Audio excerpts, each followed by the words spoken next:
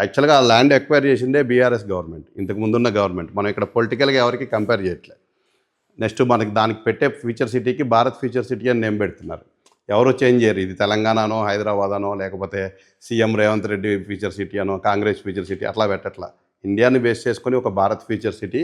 ఆయన చెప్పేది ఏంటంటే ఇక్కడ బెంగళూరు, చెన్నై లేకపోతే కలకత్తా అలా నేను తీసుకోవట్లేదు. నేను న్యూయార్క్, దుబాయ్, సింగపూర్ ఆ బేస్లో ఈ సిటీని డెవలప్ చేద్దామని చెప్పేసి వస్తున్నాను.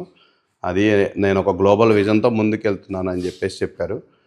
కాబట్టి నాకు తెలిసి అదైతే వెనక్కి వెళ్ళే ఆప్షన్ అయితే లేదు. ఆల్మోస్ట్ అలా వెళ్లకుండానే వీళ్ళు ముందే వర్క్ స్టార్ట్ చేస్తారు. ఈ 2 ఇయర్స్లోనే మ్యాక్సిమం వర్క్స్ స్టార్ట్ చేస్తారు ప్రాజెక్ట్స్.